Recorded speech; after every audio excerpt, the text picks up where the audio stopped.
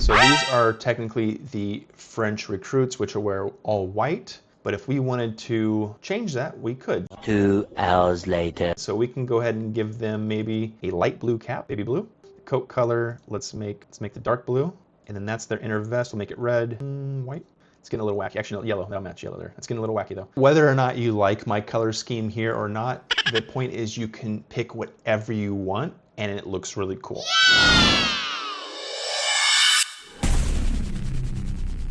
Welcome back to Mr. Bunal Gaming Master of Command Tips and Tricks How to Start a Campaign Episode 2. In our last episode we went through the how to just start a brand new game, how to do the story mode, what to look for when picking a campaign, when picking a nation, and different specs like that. Right now we're going to go ahead and jump back in. We started as France, we started as a Lower Rhine Army, we're going to continue, we're going to go as Colonel, and we're going to jump in and we're going to look at how to really start your first campaign.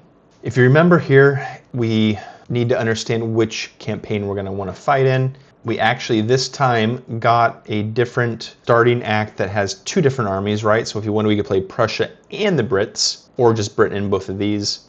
If we look here, we can get a cav, artillery, an Irish grenadier. Our doctrine is a plus 15 reload, minus 5% drill, or charge, excuse me. 1% morale per regiment, minus 10% move speed. Infantry move speed by 10%. Okay. So looking at the options here, I would roll this one out immediately. I don't want minus 10% move speed at all. And looking between these two, the infantry move speed is okay, but not really life-changing, not really that great. The negative 5% charge is not great, but the plus 15% reload is actually pretty good, and I would prefer that to charge. And cav versus...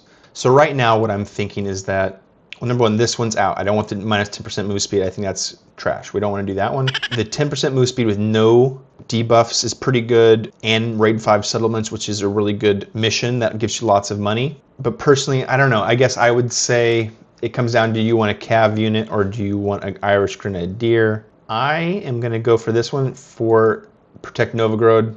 I think the 15% reload is actually a really great perk. So once you've decided which act you're going to go ahead and go for it, go ahead and select that one, continue, and it takes you into the game. Once you've started in here, this is your first screen you'll see, which is your army screen. When we look up here, we see our main general at the very top left, our resource stats, right? How much money we have, how much provisions, our food, our reservists, and our ammo. Down here are our brigade generals, our brigade officers, and their units under there. You can have 4 total units per brigade. You can mix and match. It can be all infantry, all cav, or it can be a mixture of cav, infantry, and artillery. Each general can have up to 5 different buffs, right? So you can see this guy has Enduring, which is a plus 15% stamina, while this one has Fierce, which is plus on your melee, but minus on your accuracy. I might actually want to move my infantry over here because accuracy is important when you're firing a rifle, so we don't want to take away from that. Whereas this guy isn't going to shoot, he's only going to be melee. The accuracy piece isn't a big problem for them. Also, when starting, you're going to get a couple of these buffs down here. So these have different categories and different perks, pluses and minuses. You can read what each one does and what they are in the descriptions here. When we're looking at our units, we start with 3 recruit units and a fusilier and a provincial cav, a light cav. What I would do, when we're looking at our brigades, we have our main general who's in a unit on the battlefield. He'll have a radius around him. These generals are not represented by their own units, but they are represented by the first unit in the brigade, right? So if I was to make this like that, the Irish would be the general. He will have a radius around him for morale. And if I move it back here, now that is now the general with the radius of morale. So what I am going to do for that is I want to make my general unit kind of OP, strongest first. I'm going to go ahead and move this down here, which is going to give them 6 charge and plus 2 movement speed, a haversack, which is 6 morale but minus 2 movement speed, and a basic cheese ration plus morale and stamina. I'll go down here to the Cav, who is also a general unit since he's the first position of the brigade, and I'll give them this ration of spirits, which is plus charge but minus accuracy. Again, these guys are Cav, they don't have guns, the accuracy piece doesn't matter, so that is good for me. This one bayonet we're not going to mess with, and this is not, you can see here, cannot be equipped. This is only for sale, for getting us money to sell. So that is how you start off and set up your first little bit once you've hit start the campaign. You'll see your army. You can shift around where they are in the brigades. You can look at where who your generals are and what their different pluses and minuses are. Then you can come down here into your items, set those for the different units you want.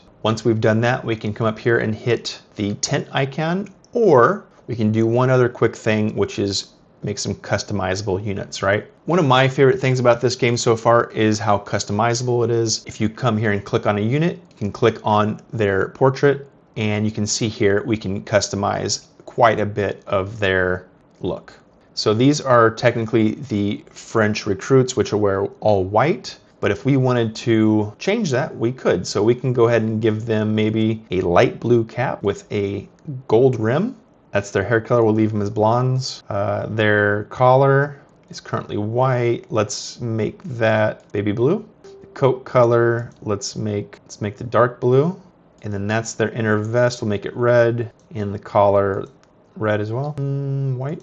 It's getting a little wacky. Actually, no, yellow. That'll match yellow there. It's getting a little wacky though. And then the trousers, we'll give them baby blue.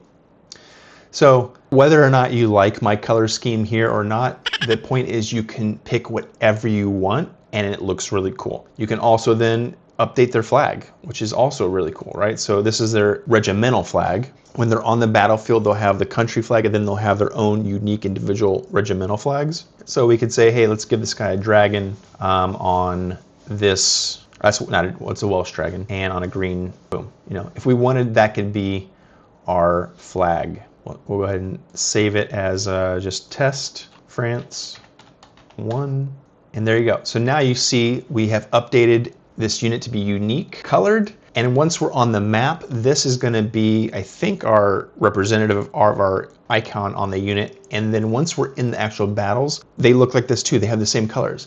So that's super cool. You could have an all black unit. You could have a bright blue unit, as I'm going to have. I think that adds a lot of personality to the game, which is a lot of fun. You can have your own specific units. Okay, so now once you've set up your armies, you've arranged your brigades how you want them, you've customized your units as best possible, you can hit now the tent button, and that's going to take you to the main campaign map. So far, every time, these are always the same, and then you're going to be given a choice of what to do now. So as we start here, we look at the big campaign map. We can see where we are located in the map, which is at the bottom right, and how big the map is generally. We can also see that there are some things revealed, like an encampment, a convoy, and some cities. You can see here, again, we spawned. We have our cool uniform, which, right, again, I think that's pretty interesting looking, very, very cool. We can also see right here on the right are our different mission objectives. So again, we select this in our first act screen. We're going to try to find 4 encampments and 5 convoys, and we have 160 days until the headquarters or the boss battle will start for Act 1. When you start, there's going to be a supply cache next to you. It's likely smart to attack and fight that battle to win a quick victory and get some money and start the ball rolling. We can do that potentially, but looking here on the left are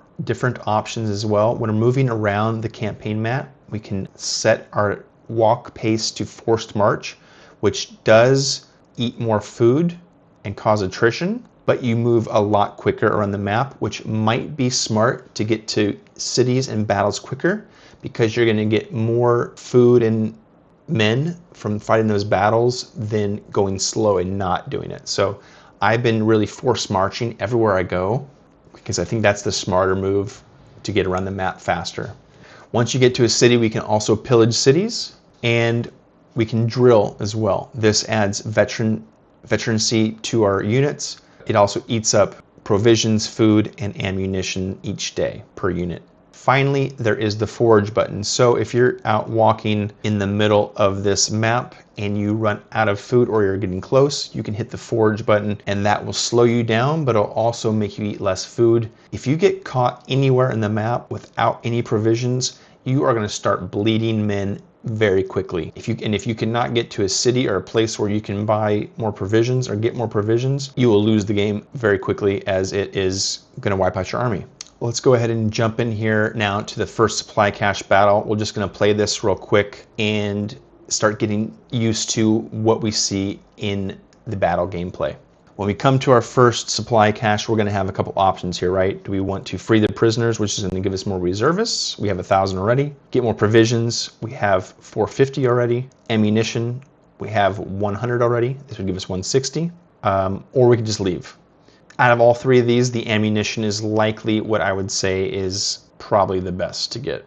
As you see here, it spawns an army, an enemy army. When we click on him, it will show us each side of our armies, right? We can see who we are and who they are. They have 2 red coat recruits and 1 cav unit, whereas we have 4 infantry and 1 cav. So this should be a fairly easy battle. Let's jump in here and see what we can see. Now, this is a screen that most people probably watching this video are fairly familiar with, the tactical battle screen. This is where we see it looking a little bit like Total War, which is totally fine. Very cool game, and this game fits in very well.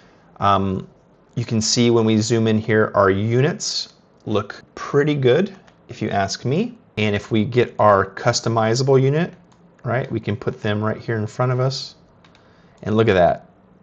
You know, personal taste aside, this is our customized unit that we did make bright blue with yellow and the red, and our customized flag, right? So think, when you have a large army, you could have a whole bunch of units that are different, or all uniform that are different, you know, your own customized units. It can be really cool, in my opinion. So yes, you can see that's how the armies look, right? We have our cav unit, and this is our general unit, right? Victor de Bruglie.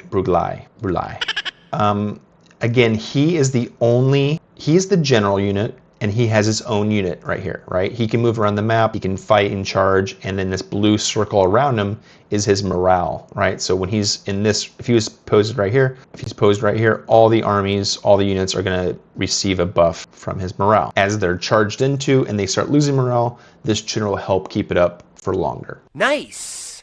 We also had mentioned, right, that this general on the map, in the brigade general, is not represented on the map as his own unit, but he is based in the first unit of the brigade, right? So we made that first unit be my blue army guy right here, right? And you can see that they have the blue morale radius as well, right? So same principle, that this unit, anywhere, any units inside of his morale is going to get the bonus of whatever their 15% stamina.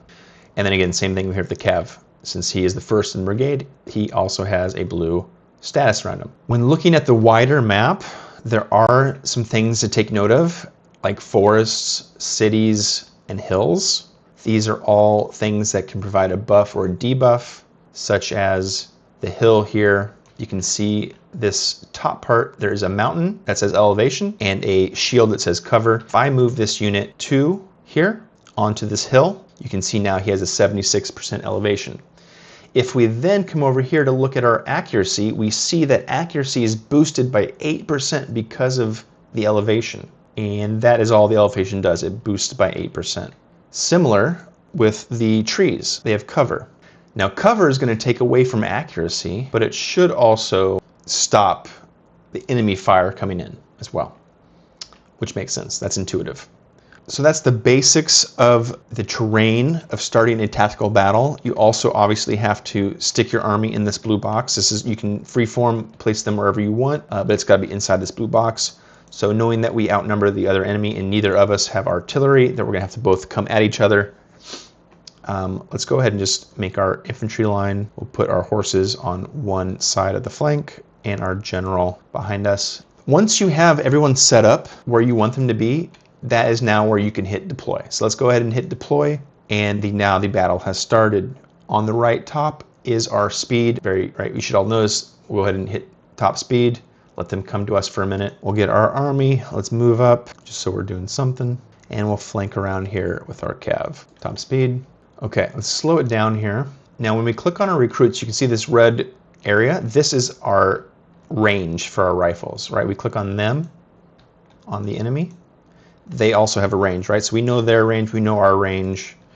It looks roughly the same as of right now. Pause it real quick by hitting spacebar. You can see here, right, our kills 0, our deaths, our casualties 0 as of right now. This is all our different stats, right, from our morale to our speed, and this shows us, you know, where we stand in the battle and where we stand. And then obviously this is our recruit, or this is our army that we buffed heavy, right? So we can see that we have our cheese rations, our haversacks, and our treaties boosts us. Now, I'm not going to try and give too much tactical advice because I think that's where you, the general, make your own generaling. But what I generally would do here is I want to have as many of my recruits focus fire on one unit to route that unit as quickly as possible. So right, we're marching everybody up. They're firing. Let's slow it down a little bit so we can watch the action. Now we see here this gray. This is the reload, right? So as these guys are reloading, and you can see here they can, it takes them 35 seconds, I guess, to reload. We can watch it here.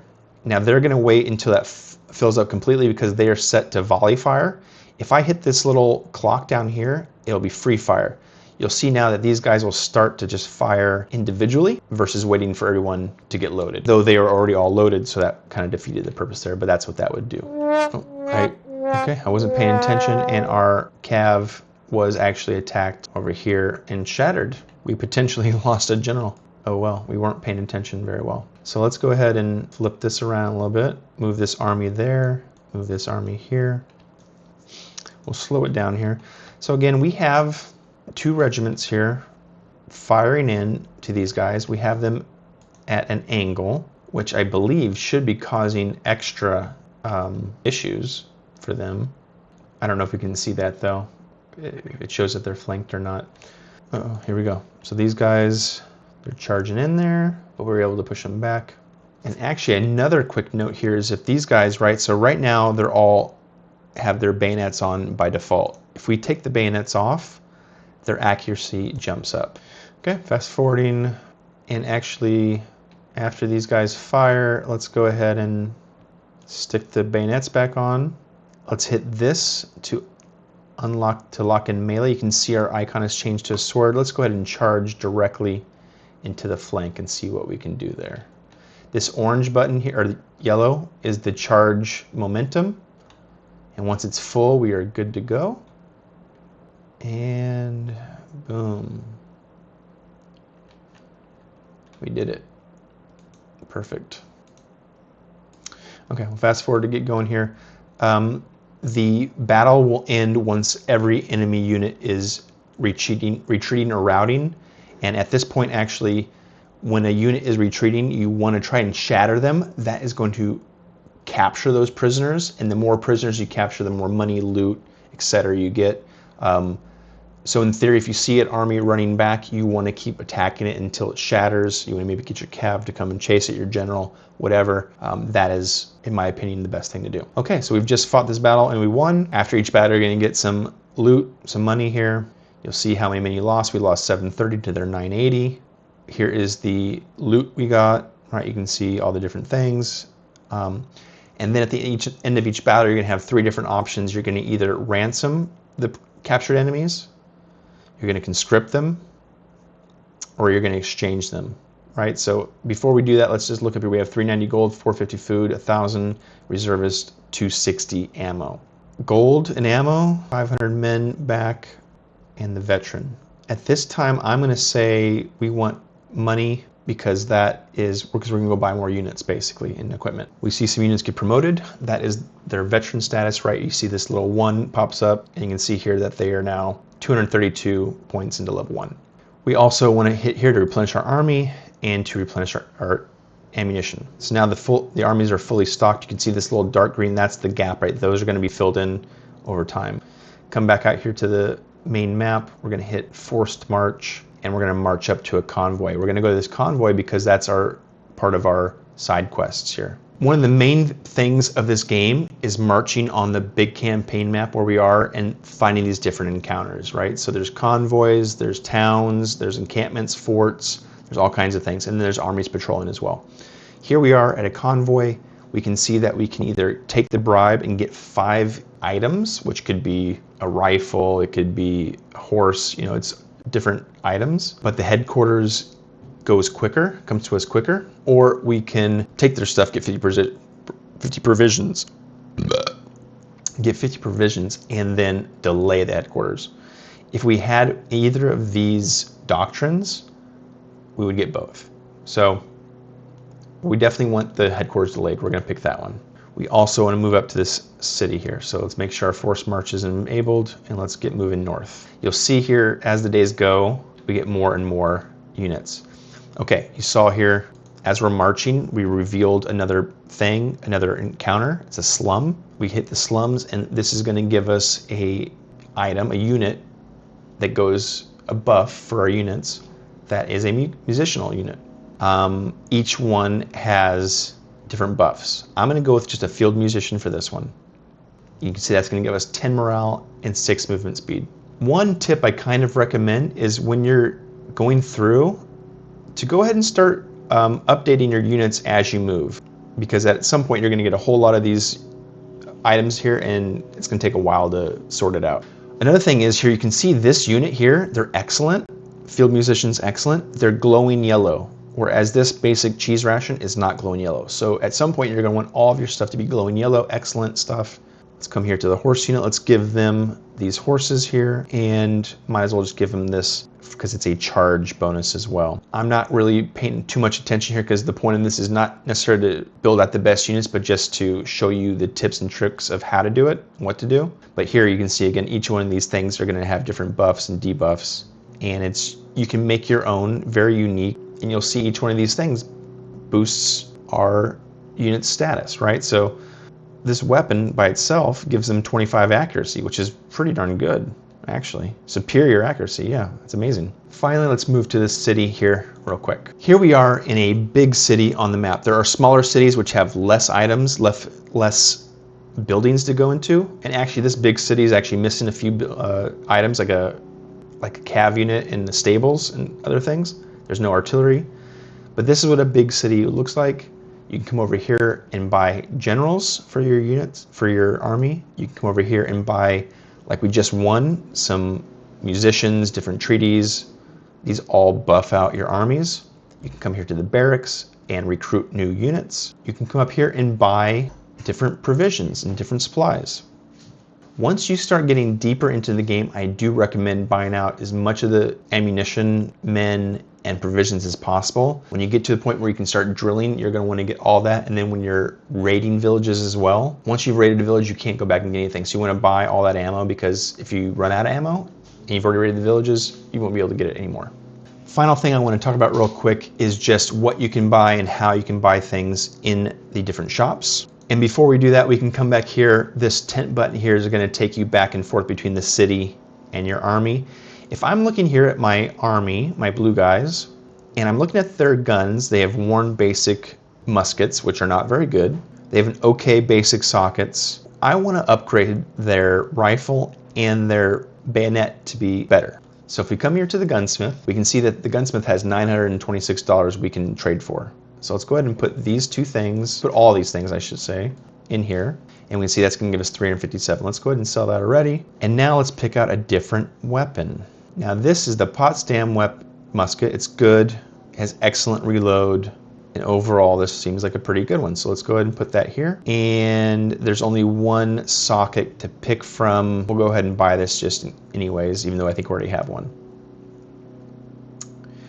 Now here we could buy the Charville musket, which is good in range, port melee. It's a little bit more expensive. And we can see here these stats on the side here, right? It has a 142 range and a 28 accuracy versus this one being a 24 accuracy and a 131 range. And the melee piece, I'm not too worried. Let's go ahead, yeah, we'll do that. We'll flip those up. Let's get the Charville. Okay, so we're gonna confirm and buy those. Come back in here to the army and we'll just drag and drop. And now you can see over here that our accuracy has bumped up 28 because of the weapon, 1.5 because of our veteran status, and our accuracy as well is because of the weapon.